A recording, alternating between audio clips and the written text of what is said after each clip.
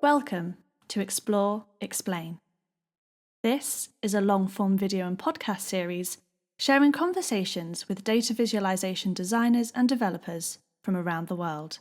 Each episode explores the detailed hidden thinking behind a single project or a series of related works to explain the what, the why, and the how of the design process. So let's jump in to today's episode with your host, Andy Kirk. Hello and welcome to another final ever episode of Explore Explain. The tears are flowing across the community right now.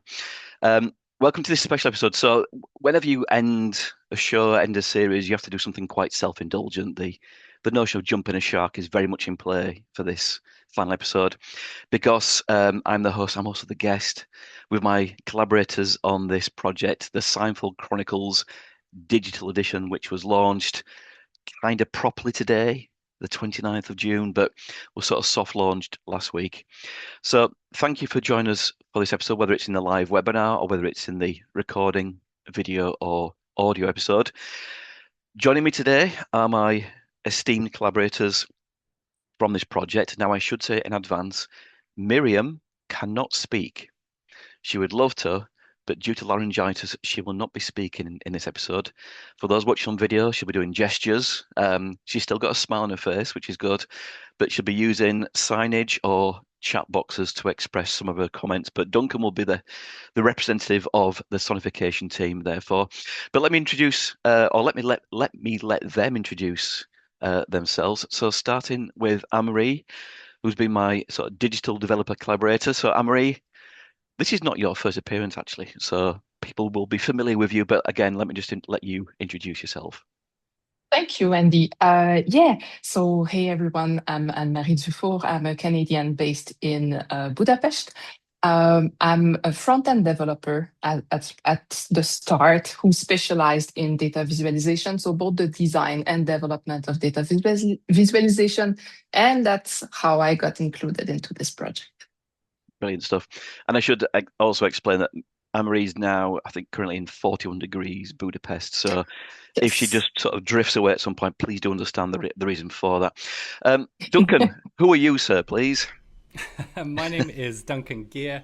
I am a lot of things, I guess, like a multidisciplinary designer, but also like a climate activist and a data viz person and a former journalist. And yeah, like many people in this industry, I wear like way too many hats. But I think I'm here on behalf of Loud Numbers, which is a small studio that Miriam and I run that does data sonification. And if you've no idea what data sonification is, then stay tuned because we are going to explain absolutely everything. I'm going to also introduce Miriam, who cannot speak for herself today. Miriam is a journalist and an artist and a musician, and she explores novel ways of communicating data. Her work has been featured in lots of different international media outlets like the BBC and the New York Times and Scientific American and Sentient Media. She turns sort of numbers into everything from charts and graphics and books to music tracks, museum installations, necklaces, engraved 12-inch records, which I highly recommend checking out. They're one of my personal favorite projects Miriam has done.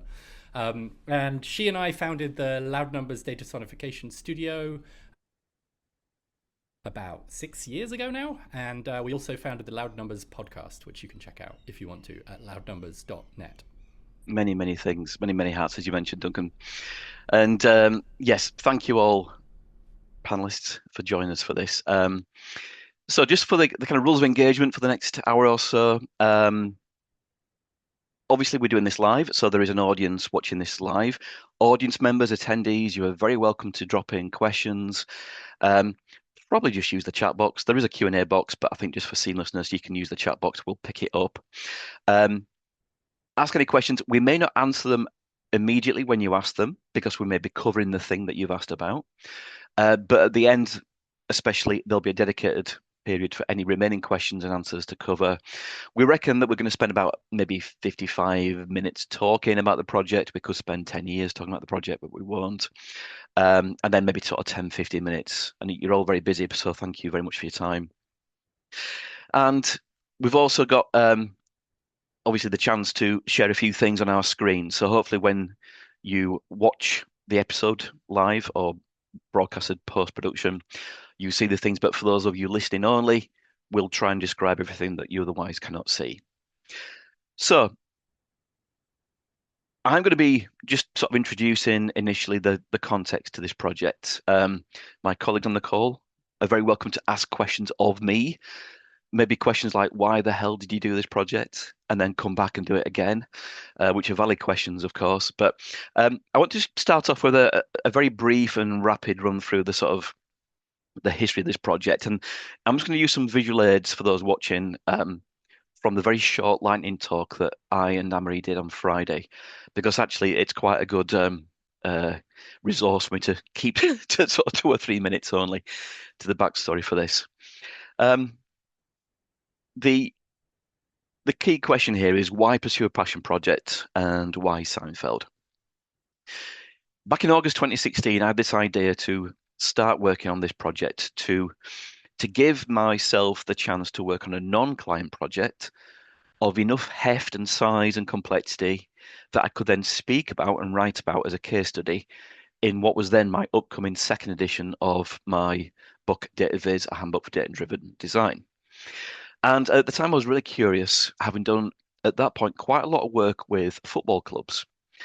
I was curious about taking this lens of analytics and applying it to other contexts. And as a big sitcom fan, I was especially curious about the idea of writing teams and almost like the formula for why sitcoms succeed and repeat that success and sort of or sustain that success over a number of seasons and episodes. So having at that point in time recently kind of completed my first full view of Seinfeld, it felt a very of the moment for me then, of the moment topic, but also it's finished. And I do like working on projects where the data will no longer change and it's done. So 2016, and again, I mentioned about the sports analytics dimension. The other aspect to this is reading about the show.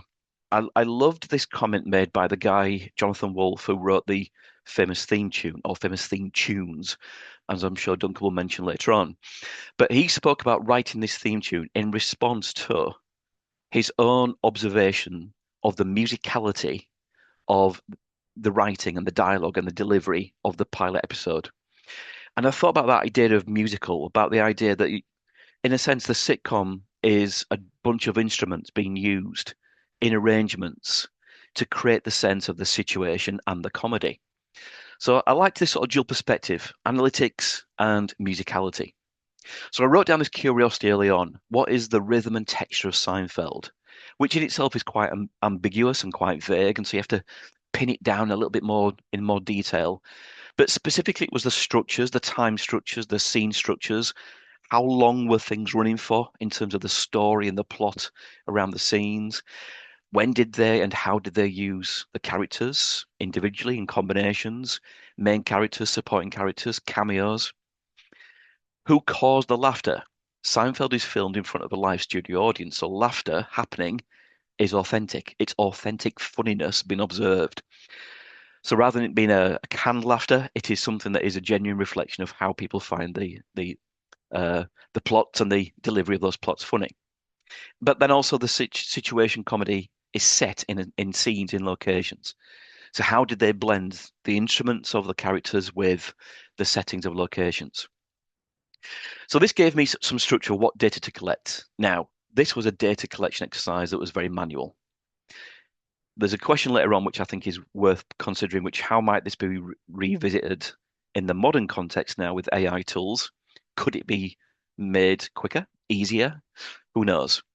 But long story short, set up a spreadsheet to collect every 5 seconds the characters, the scenes, the locations, and the laughter. 5 seconds was the kind of perfect balance of enough granularity to capture the rhythm of when the laughter happens and then subsides, but also not 1 second level of resolution. That would be crazy.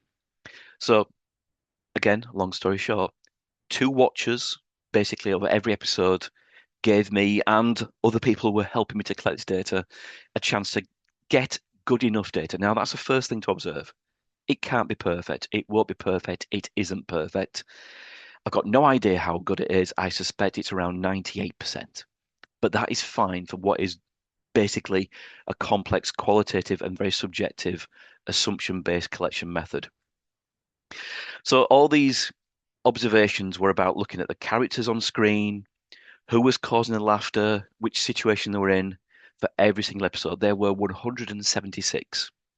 180 were broadcast, but 4 of those were highlight or clip shows. They weren't written, so not part of the inquiry. So, got the data about a year later, but then not much progress happens. Various reasons for this. I don't need to get into it right now, but it was kind of put in the background, frankly, because work also is more important, client-facing work. So it's hard to sometimes find the time and capacity for these side quests. But around the time of the pandemic, it felt a natural opportunity to revisit and get into it. And so I worked at that point alone on developing a printed output. And for those watching on screen, there's just a few different sample extracts from this project. The reason for print is that although I've got plenty of technical skills across different tools, I don't have and I lack the skill to make bespoke interactives for the web. And so by making something that was print, it was in my comfort zone technically. But I do love print. I do love being able to create printed products that you can open and smell and just lift and use as a device. So for me, it was the natural output format to pursue. And it was a combination of lots of charts and analyses at the higher level of the main trends and patterns, but also then the sort of centerpiece of all this was episode by episode compositions, breaking down the kind of musicality of every episode and how they use the characters, laughter, and locations. So this was around November, so a little bit later in the 2020 period. Sourced a printer, did some very high-level mathematics to work out the costs, the ideal paper weight and quality. Sourced a local printer so I could actually, pick it up myself. So filled the car with all these boxes and opened up the first box, and it was a glorious moment. For anyone who's printed anything, it's a lovely moment and a relief as well when you get the thing that you've made and it looks okay. Now, there's a few things I would change on reflection. Maybe some of the greys are a bit too grey, a bit too light. The contrast isn't probably as accessible as it should be. But it felt good enough. It felt a decent product. And it was nice to be able to sort of pick up this formerly InDesign product and be able to flick through it and be able to find a page of interest and be able to quickly navigate by having these color bleed edges for all the seasons to be able to orientate very quickly through it. It was a nice kind of product to pick up and work with. Very heavy as well. How do I get it out to the world? Well, my plan at this point was I'm not going to try and turn this into a published book. I've got no interest in having a garage full of books forever. But I thought I'll make 176 copies available on a pay what you can afford basis. Those monies would cover at least the shipping costs, but all the proceeds beyond that, the net proceeds would then go to charity. And thanks to the enormous generosity of people who, frankly, quickly bought these, they were sold out in 2 weeks, a lot of money was raised. So the shipping was fulfilled. Again, the car gets used to take these down to the post office. The post office did not welcome me when I turned up with all these. But thankfully, got them out, and all these happy recipients received their copies, and thankfully, they shared their delight at having this product, this limited edition product. And Rainforest Trust and Samaritans got a lot of money thanks to the generosity of these incredible people. It also won a silver medal. That was the other nice thing. A few months later, at the last ever Mallofish, or the last Mallofish for now, who knows, which was a really nice personal role. It's always been my favourite conference, and so to get that, esteemed approval from peers in the field was a really nice thing. But is that the end of the story? Spoiler, no. But why revisit this? Well, 176 people received this product. And beyond that, other than a really rudimentary shared PDF, it meant it was a very kind of small audience. And I felt this kind of unfulfilled business of how do I make a digital version? I wanted to preserve the exclusivity of the book because people had paid for that limited edition. But I felt it needed to be transformed, maybe even reimagined for a digital audience. So a couple of years later, we're now into November 2023, and I'm thinking it's time to resurrect this project. I need a talented partner to work with. And that's where Anne-Marie comes in. So I first met Anne-Marie online. I don't know when it was, Anne-Marie. It was a few years before that. But I knew your talents. You'd written the book D3.js in Action, third edition with Elijah Meek. So I knew you had the talents on that side, but I also knew that you had a good design style, and I thought I need to find a way to work with Anne-Marie anyway. So I approached you, and I think at this point I'm going to hand the baton to you to pick up the story, but with a question of what was your reaction when you first saw my email saying, would you like to work on this weird project with, at best, very sketchy deadlines and structure and objectives? What was your instant reaction to that prospect? Actually, the very first email you sent me, you didn't mention what the project was about, sorry, that what wasn't the very good then. deadline would be. You were really just asking if I have some availabilities, and if yes, and if I was interested working with you, and if yes, you would send out more details. So of course, I was extremely happy. Because what maybe the audience should know is that, as Andy mentioned, a year or two previous to that, I attended one of your masterclasses. And in it, you mentioned that you don't often take on a digital project because you don't code, basically. And so I thought, oh, here's a door for me. So at the very end of the week of workshops, I wrote an email to Andy to mention that, I'd love to work with you. Here's what I've been doing. And those cold reaches emails, you never know what's going to happen with them, if it's going to be well received or not, if it's going to lead to anywhere. So I felt very, very lucky that this led to the project. So yeah.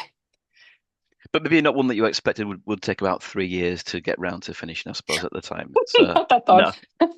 But No. Just on the topic, actually, I think you've said before that you weren't necessarily a Seinfeld fan. I'm sure you were aware of it, but it wasn't something that you'd sort of invested any time in kind of developing a fanaticism towards. But did that topic appeal at the time? A messy, qualitative, not really done before much in that realm. Was that something that was attractive Yes. or overwhelming? Oh, no. To the contrary, it was very attractive to me. That's the kind of projects I prefer. Not necessarily qualitative, but what's a little bit messy, what's undone, what gives a lot of freedom to explore the delivery and how we're going to deal with the data. And as you mentioned, I didn't know Seinfeld very much. I was very young when it was on TV. I had a boyfriend 25 years ago who was watching it in English before I could speak English at all. And I never sat down and watched an episode before. So for me, it was discovering a brand new world. Yeah, a brand new topic, I guess. We'll obviously we'll get into much more detail shortly about the thing that we've worked on, the thing that you've developed sort of with me and for me. But I think just for the people watching, listening, it's helpful to sort of get a sense of your approach to the early steps of essentially inheriting this project, because that was a key part of it. You weren't just working as a partner, you were almost investing in this kind of opportunity, because one of the key things that I wanted to do was utilize the digital experience maybe in a different way to how the book was. The book is extremely linear. Now, don't get me wrong, and again, jumping ahead, what we've produced is still a relatively linear experience as a scrolling piece, but it does invite a different kind of opportunity for the things that we have created there, but also how one experiences the content. So what was the approach you took in those early steps to sort of say, right, here's the brief, here's the prospect, how do we move forward with this? Yeah, I was very lucky at the beginning of the project because we had a first discussion about it. I think it was in December 2023. And then it was clear from the beginning that you wouldn't be able to start before a couple of months because you were finishing the third edition of your book, I believe, of your book, Data Visualization. So by that time, you sent me a physical copy of the Seinfeld book and the data. So I could start looking at it, reading the book, from cover to cover, and I could start watching a couple of episodes just to see what I accepted to to jump into. And I think it was very important for me from the beginning to say, okay, he did a very thorough data analysis. He's one of the best in the field. I'm sure he has all the keys, but I need to search into the data. I need to dive into it. I need to answer what are my own curiosities about the data, to see if there was an untold story in the book that we could use in a digital version. And I think with that comes also that benefit of that slight, sort of subject naivety, if you want, which is that Yes. you're not cursed by that prior knowledge. So there's a little bit of a fresh curiosity journey anyway, let alone on the database side. Yes, 100%. So creatively, and I know plenty of the story, but for everyone else, what was beyond the analyses that you were doing now with the data that I'd shared, what were some of the early things you were doing? I'm thinking like the mood boards, you were sort of getting that design sensibility going, looking at other works for inspiration, maybe other works to say we don't want to do that because that's already been done. What's the sort of the few things that sort of took the thing forward? Yeah, maybe now would be a good time for me to share my Yeah, go screen, for it. actually.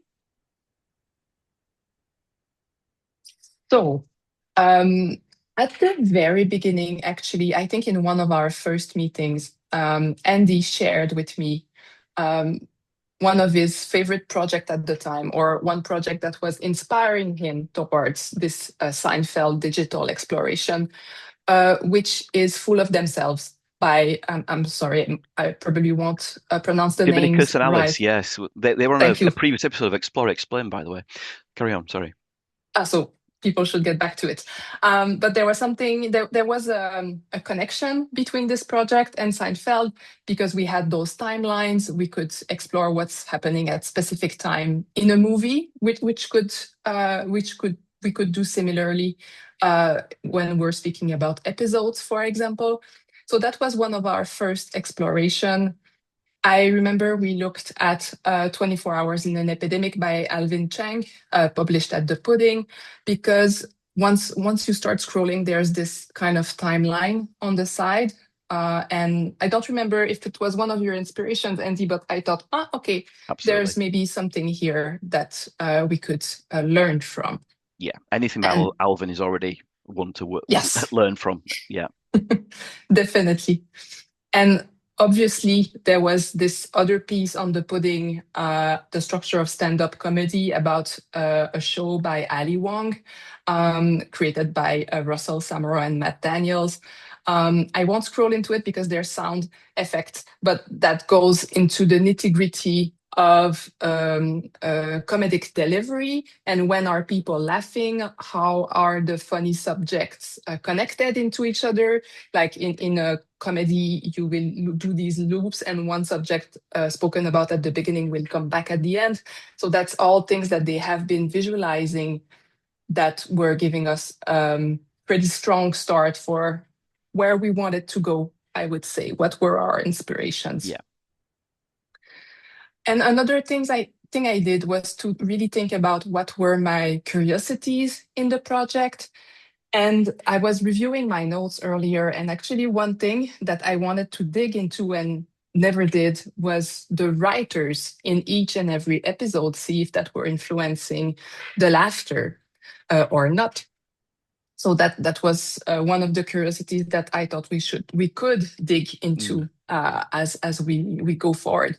But here I have a lot of notes about laughter, how you structure comedy, for example. And as I was exploring the data, I think one place where you were going to, Andy, is that I got very interested in the notion of laugh clusters. Because when you gathered the data, there was this 5-second increment at which we were knowing if there were laughter or no laughter at a specific moment on the screen.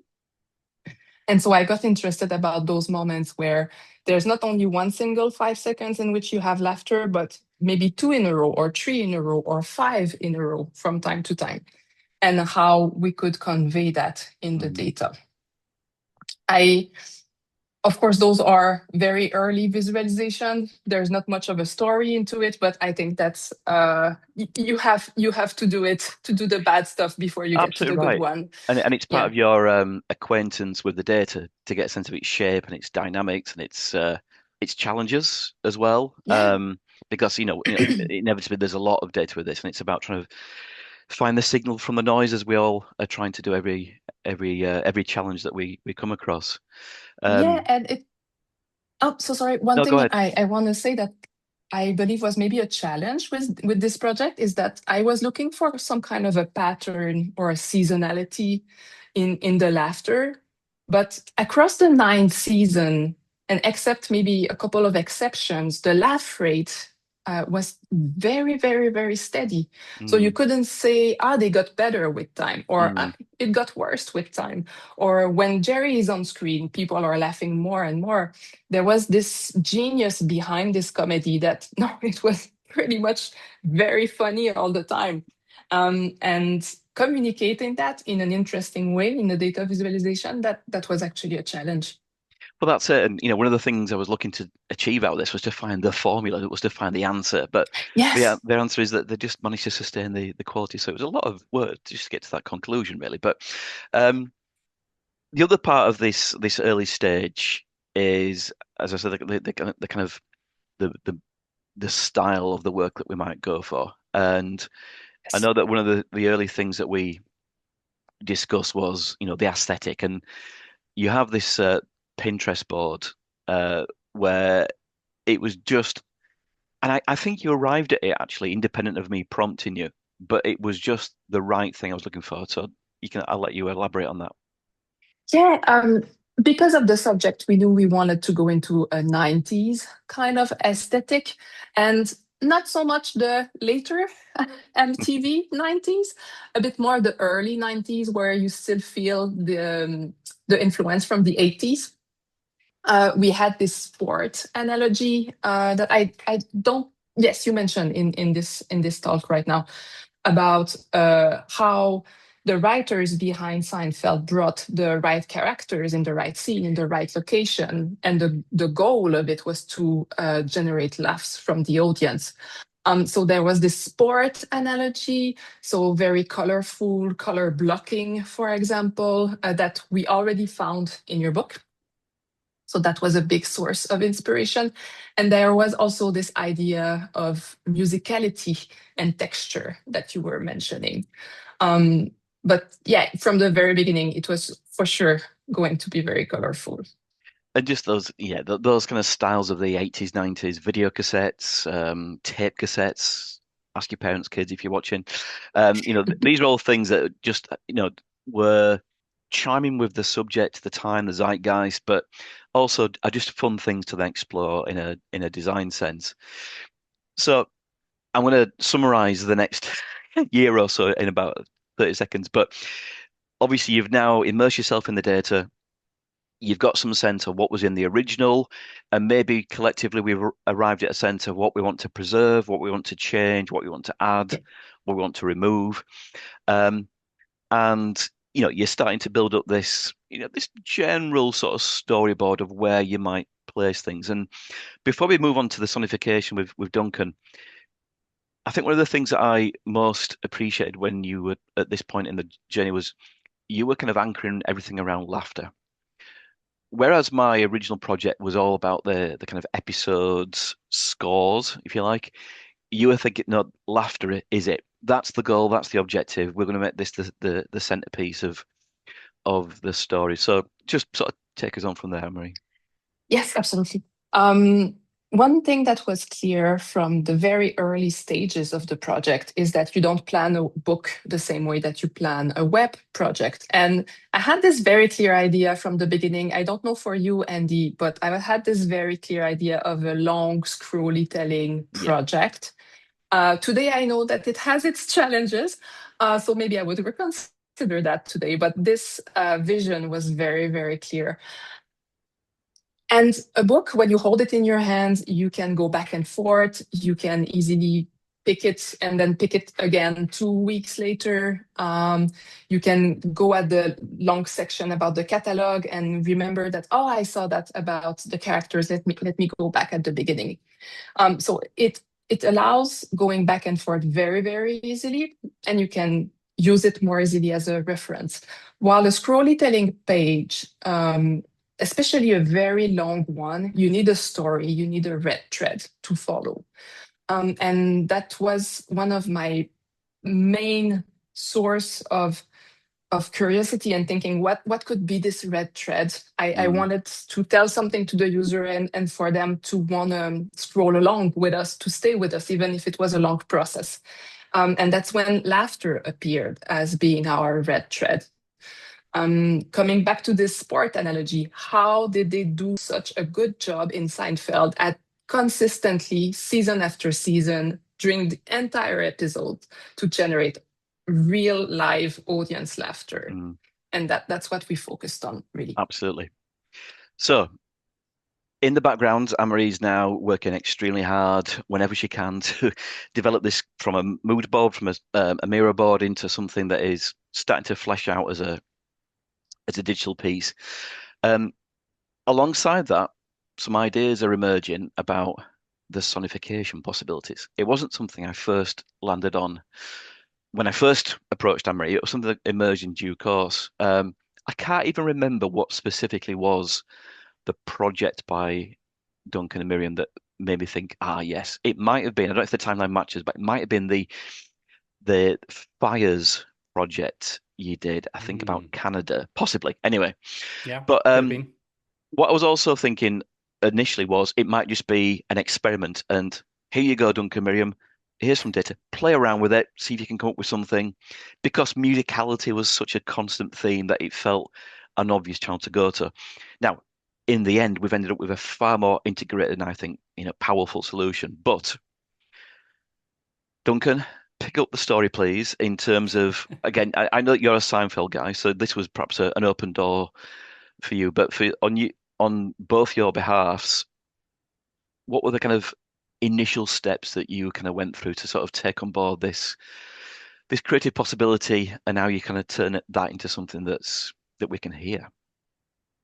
Yeah, so I mean, as you say, you described me as a Seinfeld guy. I mean, I'm not kind of an OG Seinfeld guy. I never watched it in the 90s. No. I actually picked it up probably about maybe even less than 5 years before you emailed me. So it's Right. been a relatively recent kind of discovery. I'd seen bits here and there. I'd heard people talking about like no soup for you and things like that. But actually sitting down and watching all of Seinfeld from the start to the finish, that had been something I'd done relatively recently. And in the process of doing that, I just completely fell in love with it. It's exactly the right amount of kind of silliness and surrealism, but then sort of like aspects of awkward humor. I don't love it too much when TV shows go full awkward, but I thought Seinfeld like nailed that balance, and I always really, really loved it for that reason. I feel like I should say, because Miriam can't say for herself, Miriam had never watched Seinfeld. And so that was kind of interesting. We were able to have some really interesting back and forth conversations where I'd just like make references and she'd be like, what are you talking about? But yeah, you sent us an email. The subject line was Project Inquiry, which is always a nice email to get. That sounds very formal, though. It was a little formal, but it's Yeah. okay. But I'd seen the launch of your of the print book version of it, and I'd seen the PDF version. I didn't actually get a copy of the print book because I think I missed the boat on it somehow. So here's a question for you later. Are you planning a second round of book printings? But you can think about that between now and when you answer it. Okay. Yeah, and you suggested that we take a look at this from a sonification point of view, and you kind of laid out that argument around musicality and why you were interested in bringing in sound to this. And I was like, I really want to do something with this. And I think you were as well, Miriam, right? Thumbs up for yes. Yeah, I think so. And what I loved about it is I immediately knew what kind of sound world I wanted to Yeah. evoke with this. Kind of in the same way, I think that you, Anne Marie, were talking about the visuals. You immediately had a sort of sense of like where the visual direction you wanted to take, and you were able to crystallize that through the mood board process. Doing kind of audio mood boards isn't quite easy as making a Pinterest board. It's a little more like you have to sort of hold it in your head. Mm, But I've always loved that sort of like late 90s kind of like general MIDI Windows 95 sound fonts is a term that probably a handful of people in the audience will like might spark a little recollection. Um, and there's one piece of music in particular that I have always absolutely loved. It was on, I think when I got my first copy of Windows 3.11 for work groups or something. There's like a little media player in there, and it's called canyon.mid. And if you go to canyonmid.com, you can play it back in the browser. It is such a wonderful piece of music. It's almost like news music or right. something. It's a really good time. But more importantly, it has that MIDI sound, that kind of like really like almost like flattened. If a physical instrument is super expressive, it's the opposite of that, Mm, and that has a really interesting quality, all kind of in its own right that I really love.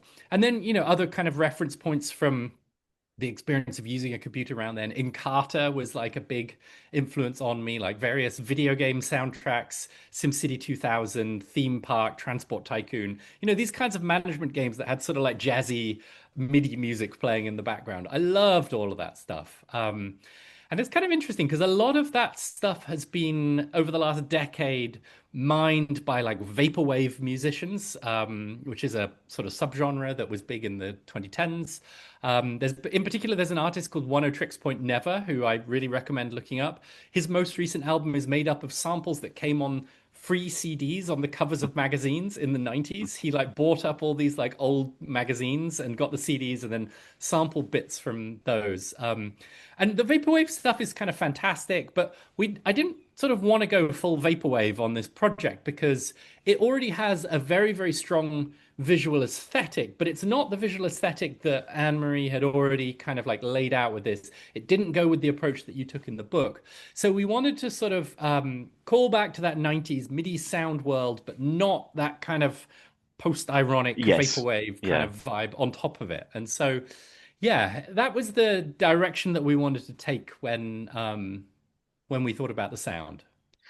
And the, I mean, there are, in a sense, there are sort of three places where the eventual sonification sound design is integrated. There's a little tuneful title fun page where we've got the 9 bars of I think it's the number of episodes per season, and you've mapped on the little riff of the original theme music Yeah. onto that. The We've got some background, exactly, perfect performance. We've Thanks. got the sort of background, almost ambient sound design as we navigate through some sections to just to give it extra texture and to sort of codify perhaps which characters' stats we're looking at right now and which topic we're looking at, whether it's laughter or appearances. But the principal place of the sonification is mapping the episode compositions. Yeah. So if I just briefly share my screen to Play in one a of them. second to show at least to show how it looks. I won't yet play the sound, but let me just turn off the sound, then we don't interrupt our talking. But this is the centerpiece of the original work. It's arguably still the centerpiece of this new work. But what we've got here is a episode by episode breakdown of the characters down the left and the locations below that. And then across the scenes and the minutes and times of those scenes, we've got the occasions that they're on screen, the kind of Gantt bars, if you like. We've got the punctuated moments of laughter. And this already looked like a musical, manuscript in many respects. But Yeah. this is the place where you were able to most have a bit of fun and not just creating some sound design, but mapping sounds onto characters and their occasions of usage. So just elaborate on how you sort of took the data forward and developed what I've described as funky jazz vignettes. Yeah. Yeah, I mean, it's interesting you mention like sheet music here. Like, there's this thing called graphic scores, which has a long tradition in kind of like modern music and modern kind of like compositional practices. And it's this idea that you can express music and like how to play music in different ways than sheet music. And when we saw this, we very much saw graphic scores. Like, we were like, okay, how can we play this back in a way that kind of echoes the music? If you are a data visualization person and you've never come across graphic scores before, highly recommend just Googling it after this. And there's tons and tons of visual inspiration there of how musicians have thought to represent what's in their head in visual forms. There's lots of cool stuff there. But yeah, we saw this and we thought, great, yeah, this looks like a graphic score for an interesting piece of music. And we sort of when you handed us the project, first of all, we started going through the sort of page that already existed that Anne-Marie had sort of built in progress. And we started thinking, right, we can put sound here, we can put sound here. But then we very quickly realized, no, it's this episode explorer that is the core of the experience in a lot of ways. And it's the thing where the audience can play the most. And so we really kind of like need to get a core sonification going there and solve that problem. And then we can expand that out to answer the kind of sound design questions for the rest of the page. So we kind of took these ideas that I was talking about a minute ago around kind of like very basic preset MIDI sounds, like nothing sophisticated or polished or anything. And we took some of the ideas from the original theme tune of Seinfeld, played by the composer Jonathan Wolfe. I think that most people know at this point that the original Seinfeld theme tune, like that funky slap bass sound, it's not actually played on a bass guitar. It's played on a keyboard. And there's a great YouTube documentary about how it was done. Maybe one of you can throw that in the chat for me.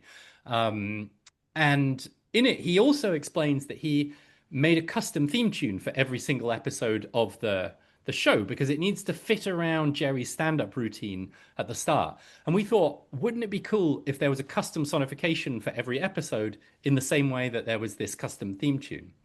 So we created a kind of data to sound engine, like machine, that was generated from the episode data for every single one of the 176 original episodes. And we went through kind of various iterations of this, but where we landed is that each scene, so each vertical column in the visual thing is 4 bars of music. We went through like different variations of this, like 1 bar, 2 bars, but we found out that it doesn't, like if you don't give it like a full 4 bars, then it doesn't sound so musical. You need something, you need to be able to sort of set up a musical line and then resolve it. It's a bit like if we didn't have that 4 bar length, it would have been like telling the setup for a joke, but then never quite being able to drop the punchline before Yeah. moving on. And yeah, each scene is 4 bars of music, and if a particular character is present in that scene, you hear a musical kind of line corresponding to that character. So, Now, I'm for going to example, suggest, if Jerry Duncan, is do in you the want to scene, share your yeah, go on. screen because it's preventing me from sharing my audio without installing some audio Zoom nonsense app. So, are you able to share your screen with the audio as well? Then people can actually listen to the I the, wonder f- if the funky maybe tunes. Miriam can help me out on this because I've got a couple of notes on screen and I'm not going to be Right, able to see them if I'm you go for it, sharing at the Miriam. same time. Miriam's given me a thumbs up, so I'll keep speaking for now. Yep. Yeah, so if Jerry's in the scene, we kind of attached a like a slap bass thing for Jerry because you know that's the most iconic sound of the original theme tune. Do you want to see if you can play a little chunk there? Yeah, that's not coming through, unfortunately. I'm not hearing that. Yeah. No. Miriam is muted. Maybe that's why. Oh, maybe. So yeah, if Jerry's in the scene, you hear his slap bass, but then there's also 3 variants of each music clip. There's like a sort of mild version of it where Jerry is kind of like just going bum, bum, bum, bum, bum, bum. And then there's like a kind of middle version, and then there's like a wild version where it's just like soloing like crazy. And which version of those that we play depends on how many laughs that character was causing in that scene. So if Jerry is causing lots of laughs, you hear the wild version of his theme, and so on. Should we have another go at listening to version? We've got the Summer of George here.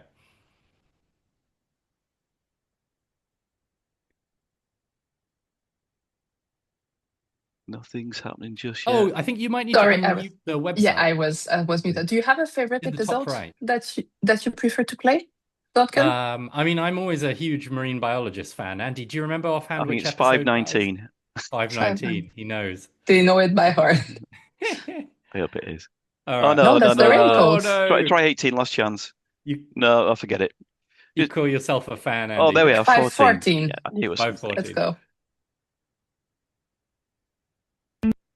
Yeah, that's what.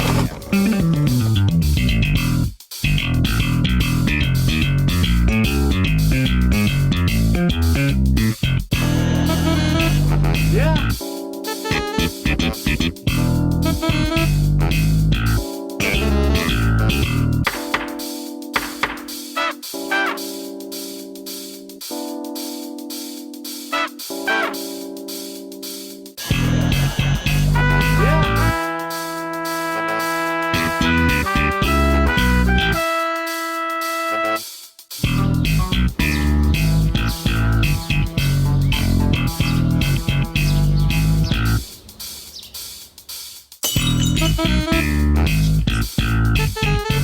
So Okay.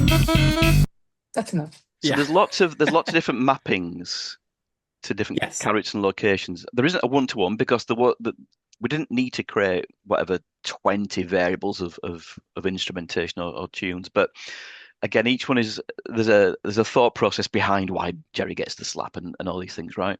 Yeah, exactly. So Miriam did a ton of the work on this, and I'm going to explain it, but full credit to Miriam for doing the hard yards on particularly the composition around these things, like figuring out what notes go where. Miriam is an absolute pro at this, and it's completely outside of my skill set. So complete props to Miriam for this. She wrote the music, and the key creative questions we wanted to answer here is like, how do we create something where all of the different musical parts fit together in any possible combination? How we make the sounds evoke the characters' personalities, and how it lives in this Seinfeld sound world that we talked about without just completely mimicking the theme tune. So answering the first one, like fitting the parts together, this was kind of quite a big compositional challenge. There's this basic chord sequence that matches the original theme tune, and we made those like mild to wild variants, like I mentioned, and we sort of tested playing all of the wild ones at the same time, which is like completely overwhelming, but it sort of sounds really fun, ridiculously busy, but that's okay because normally you were only going to hear a few of those parts at once, but they needed to sort of like work on top of each other, and we managed to get it to a place where they did. And then evoking the character's on-screen personality was also a really interesting challenge. Like, obviously, Jerry is the main character, so he needs to get the most important musical part, the iconic slap bass bass line, and the bit that always plays underneath his stand-up routines at the start. Elaine, Miriam kind of wrote in our little notes for this that Elaine is, for her, the most sophisticated character. And I think this is a kind of interesting angle on it. She often plays, especially near the start of the show, like people who are familiar with this whole experience will know this, but especially near the start of the show, she doesn't get so many laughs. She's often there to sort of set up the laughs for other characters and to play the straight person and so on. She often holds the plot together. So she got the most complex harmonies that stretch the music out in interesting directions and hold the other parts together. George is sort of has this like really interesting like gruff and terse, but like occasionally just very emotional quality to him. So he got this like barking saxophone sound that occasionally breaks out into this very heartfelt 80s style solo. And then Kramer is kind of these wild horns that go ba ba ba ba over the top of it. He only shows up occasionally, but when he's there, you know that he's there. And we tried to, as much as we could, like bring all of these personality things into these like little clips that we did. And then we threw this whole system at Anne-Marie and was like, here's how we envisage it working. Can you just like make it go? Can you just like join up all the bits for us? And yeah, you nailed it. Well, very, very well done on that. Can you code Thank it you, for but us? Exactly. thankfully you guided me towards the right library, and okay, then I could figure it out. But the good thing at this point as well, Anne-Marie, was that you'd already established this digital solution for the episode composition. So it was almost there waiting to be enhanced. It wasn't that we were simultaneously trying to develop this and work out how to integrate that into a Absolutely. seamless thing. So yeah, it was Yeah. opportune timing wise. And Yeah, and th- then there was that third puzzle of like, how do we make it live in the Seinfeld sound world? And Miriam, as I mentioned earlier, was a complete newbie to the world of Seinfeld, and whereas I knew all of the jokes, and so she like to try and not be influenced too much by the original theme tune. She listened to it through once and then never again. Like Miriam has only heard the Seinfeld theme tune once since the very start of this project, and she wanted to use it as this sort of like one-time input that would then take root in her mind, but then develop and be combined with all of her other musical influences to create something that was a combination of the original work, but also her own compositional, practice and mm. enjoyment and ideas and things like that. So there's this kind of very interesting, like almost like creative misremembering aspect to it.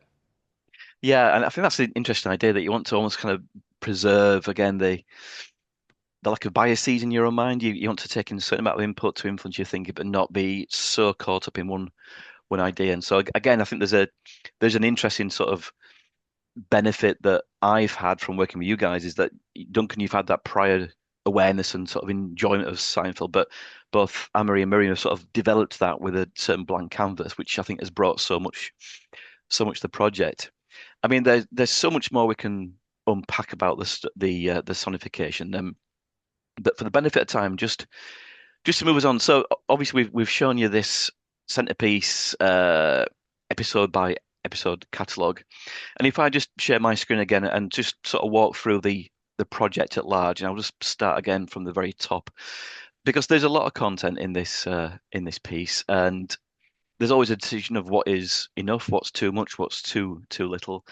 But very quickly, the outline structure of what we've created, and Amory, anyone else, if you want to sort of chip in with any specific observations about this. But it begins with a prologue. We've got the prologue, which introduces, I guess, my background relationship with the subject. You've got this timeline of when I first encountered it versus when it was first broadcast. Like Duncan, I missed it out originally in the first run in the UK, but got back into it in the early 2000s. And It's the cold it might open. be interesting. Oh, so sorry, Duncan. No, I was just making a silly joke. I was saying this is the cold open of The cold the whole open, yeah. project. Yeah, Go on, but Amory. this very first sentence, I was a late arrival to Seinfeld fandom. It was in the book, and from the moment I saw it, I knew we're going to start on a black screen with this sentence. With That that. was very, very clear from a very early stage. Yeah, no, that's an interesting point. That's kind of one of the things that binds the two together. Yep. And then we've got some brief, short clips that just contextualize the show for people who are not maybe aware of it. So we use these very sparingly, but it was also a way to introduce the mapping of the characters and what we mean by the characters and the scenes or locations that they were in, so that we get that educational aspect, the kind of informative aspect going early on. And then we move through a little bit more the why is it such a unique sitcom? Why are the characters so so sort of fondly remembered in the show? And alongside that, why was I interested in doing this topic? Moving through, we then give a little bit of background to the print project with a few screens to sort of say, here's what it was before. But then that segues into the unfinished business thing and the digital edition that we worked on. So again, I don't have the sound plugged in right now, but this is the animated bar that plays the little title theme. And so And from this there, we is jump in. just saying those bars, it's also the influence from those old VHS Yeah, boxes. That's really where it that comes is the from. most VHS and TDKE of all the screens we've got. And then we move through, and I won't bore folks with every single slide. You can hopefully visit the project yourselves. We have a little bit of just like an interlude there to sort of set the scene that there's going to be a lot to come. But we then sort of introduce the timeline of the show's broadcast. So we quantify how many episodes and how they're structured into seasons, because this Just is to the jump in first here data as point. well, Yeah, Andy, like this is where we started to bring in some of the other aspects of sound design as well. Like at the start, the page is completely silent, and then there's this bit where, you see this clip and you're prompted to turn on your sound because, most people don't want to turn on their sound in the internet, in their internet browser necessarily.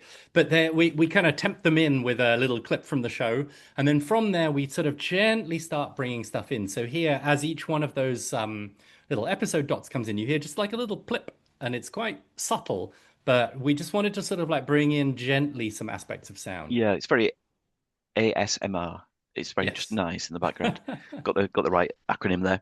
So yeah, that sets up the structure of the show. We've then got a bit of background about the collecting of data, the actual photograph of the DVD box set that I use for this, and some of the assumptions, especially around laughter, which is the most subjective of all the aspects of this.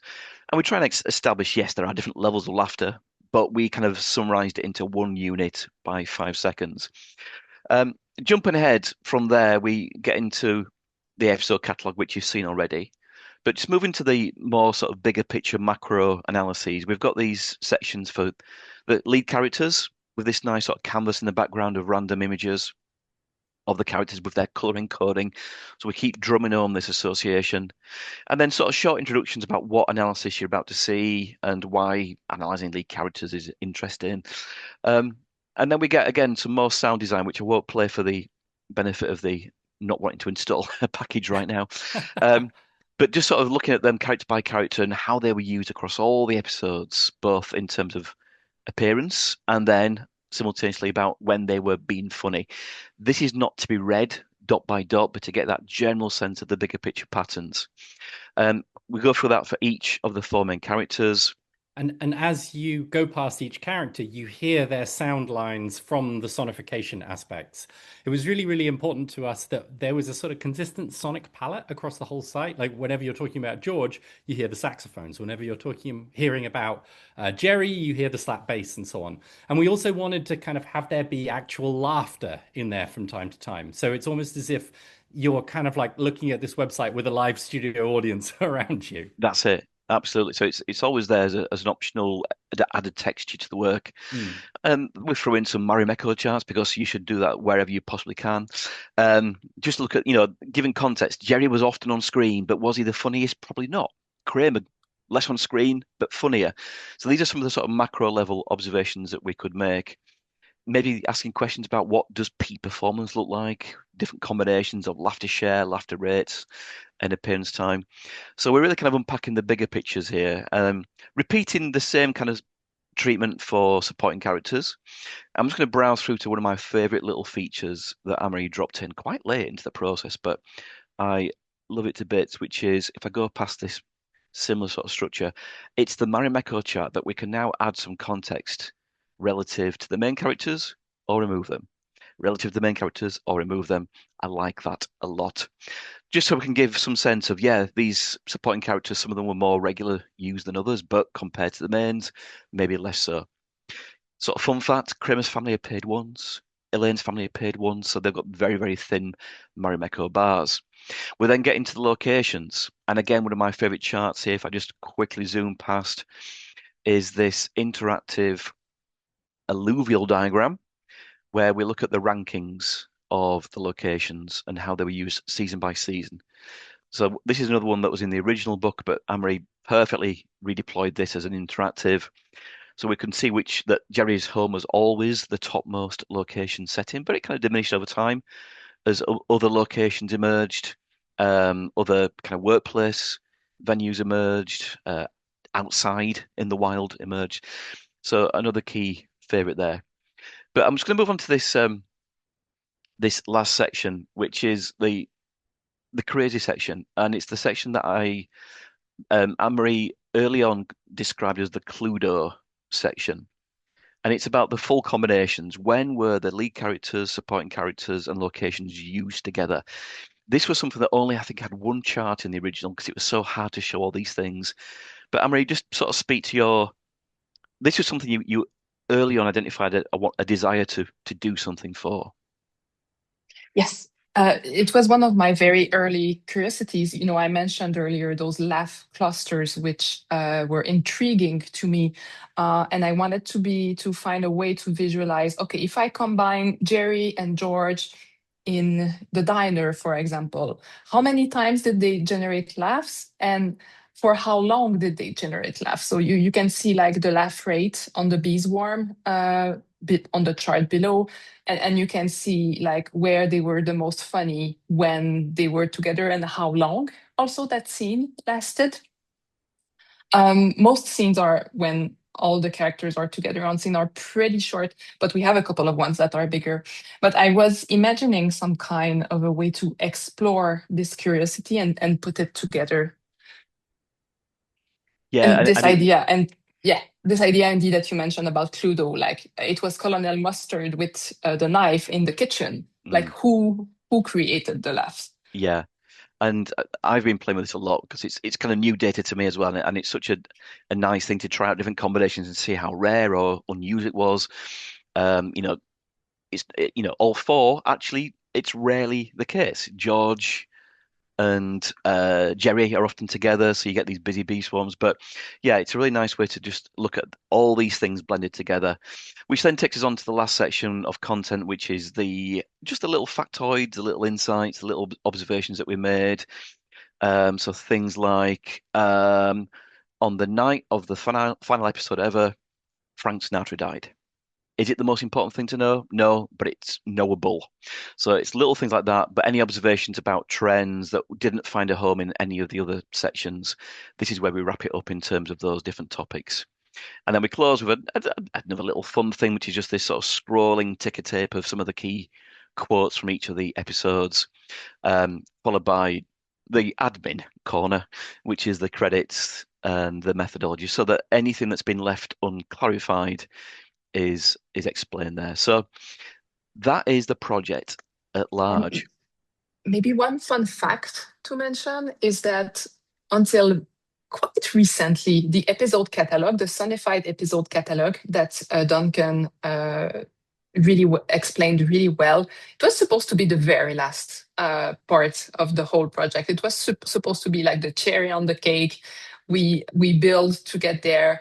And finally, as we were taking a step back and reading through the whole project, it made so much more sense to have it way earlier when we were actually explaining how it was working and how data was gathered for this project. Yeah, absolutely right. So as we come to just the end of all this and the final reflections, and I'll ask everyone to share their thoughts on these things, but I think the biggest reflection for me is, if I had the chance to revisit this, not would I do it again, but how would I do it again? I don't yet feel I've got the answer to whether or not this would still be required to be a manual collecting of data process.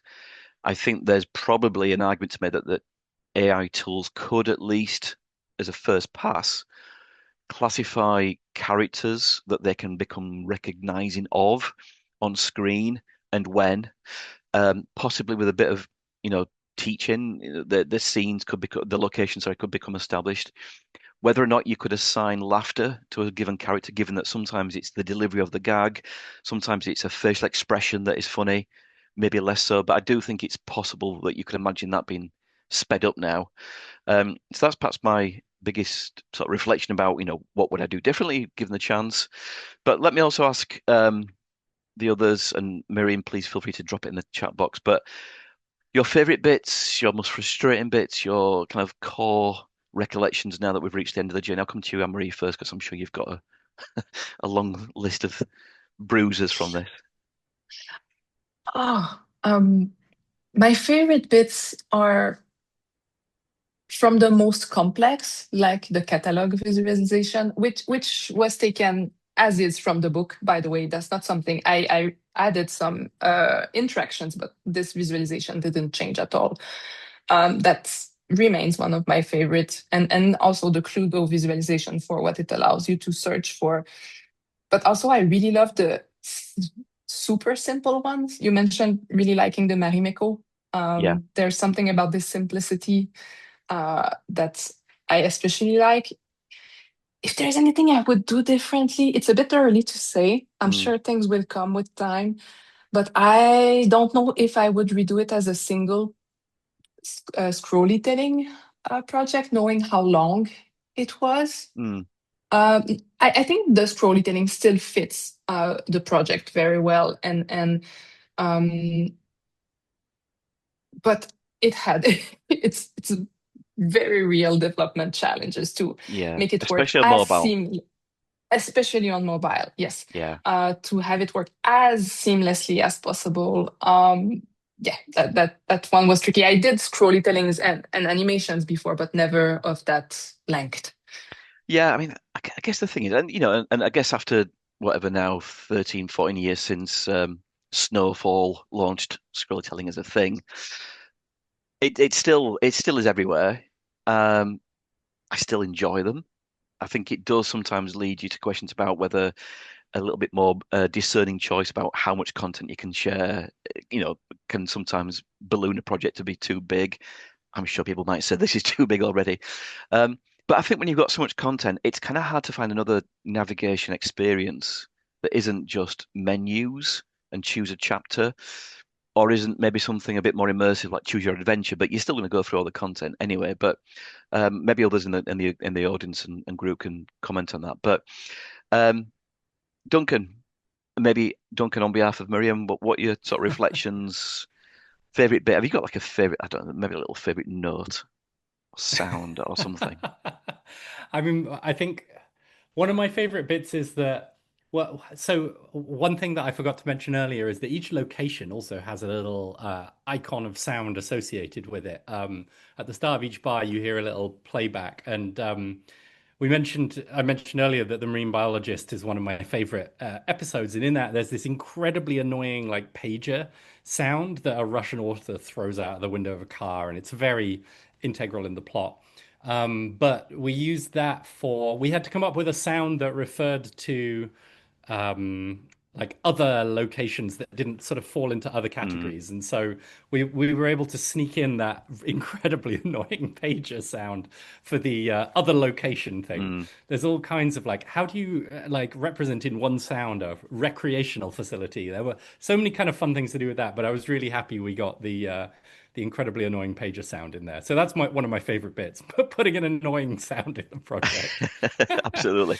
But I think on a personal level, one of the things I absolutely loved the most is after we'd created these vast, vast numbers of just like short clips that were meant to be layered on top of each other, and we sent them off, and then a surprisingly short time later, Anne-Marie just sent back, yeah, I've kind of hooked it up and I think it's working now. And I loaded it up and I was like, this is Yeah, perfect. This is exactly what we imagined. yeah, You nailed it completely. So yeah. I that had the was a exact real same like experience. it Yeah, suddenly felt like so real and it was exactly how I imagined it. So yeah. yeah, it was That's it. great. Same for me. That seeing that come together and hearing it, and just spending far too long listening to the first few tracks that were Yeah. composed. And then also from Anne-Marie's point of view, seeing the charts that had otherwise been printed come to life with the interactivity as well. That those were too much. So I thought, yeah, we're on the right track here. Now, folks, we've only got a few minutes left, but I want to give some time for questions. Now, Neil's asked one about the Viridis color scheme. He loves it, as many of us might do. Conscious that technically colors on the scale are easy to distinguish at the ends rather than middle.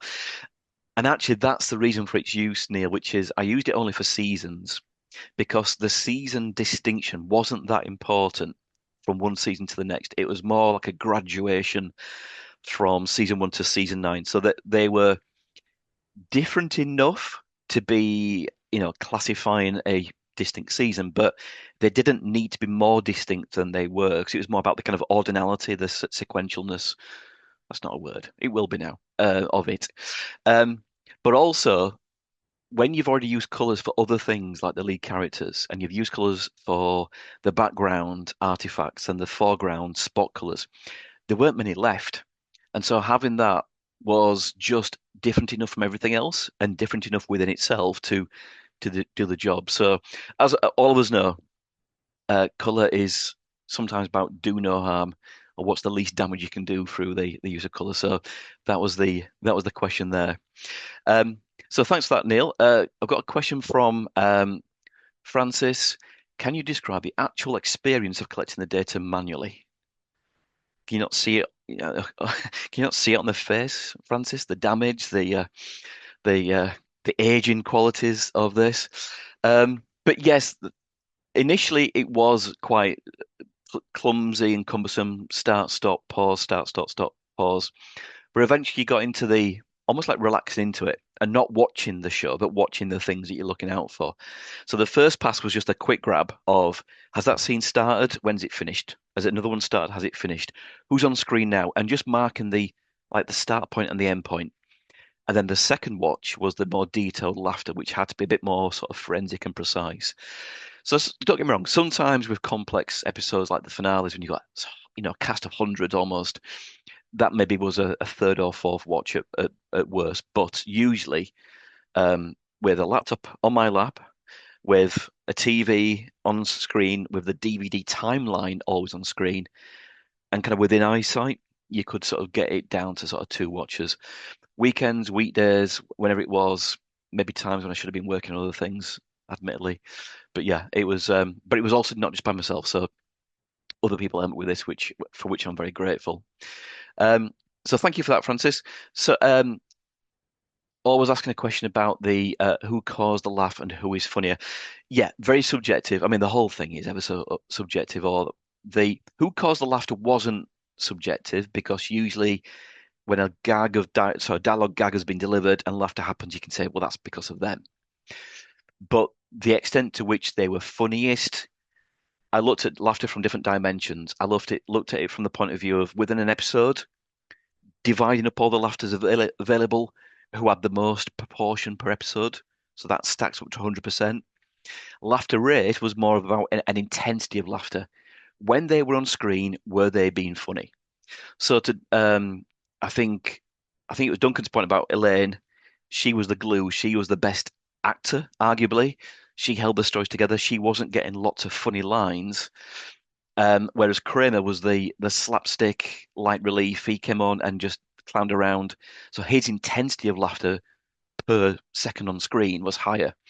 So different perspectives, and it's open to interpretation how one might judge those conclusively. And I guess consequently, if you'd had only Kramer on screen all the time, that would have been too much. Like, you've got to be a little careful with the spicy sauce sometimes. That's right. Yeah, you got to calm it down, discerning judgment. And then Duncan's question about the plans for other print of the book. Probably not, because for one reason, I need to stop working on Seinfeld projects. It's been too much of my life. But also, I do feel a responsibility for the people who bought it originally to preserve that exclusivity, that their donations, their contributions were for the reason as promised, which was this will be only printed for 176. So maybe I'll send you. You've got the PDF. You can do a file print, Duncan, and maybe color code the edge of the book yourself. Maybe that's the. I'll just color it in with highlighters that's or it. something like that. Yeah. Make it a participatory activity. Right, folks, we're about 30 seconds shy of the end of the project, of the discussion. Thank you all ever so much for watching, for taking part. Thank you to my colleagues for their wonderful partnership over the last number of years. Thank you so much for getting us involved, Andy. This was a total joy to work on. We loved absolutely every single minute of it. Thank you so much. That is the end of the same end here. It was so... Sorry, I interrupted you there, Marie. But such a chance. Very, very kind of you to say so. So yes, that is the end of the last ever Explore, Explain. I'll write about that in due course. But otherwise, that's the end of the webinar. That's the end of the episode, people. Thank you so much. Take care. Bye for now. To see more information about today's episode, including some links to key sites and resources mentioned, please visit my website at visualizingdata.com. Here you'll also be able to find details about my book, information about my public and private training courses, as well as over a decade of blog posts. If you've enjoyed this series, please consider liking, subscribing, and spreading the word. See you next time.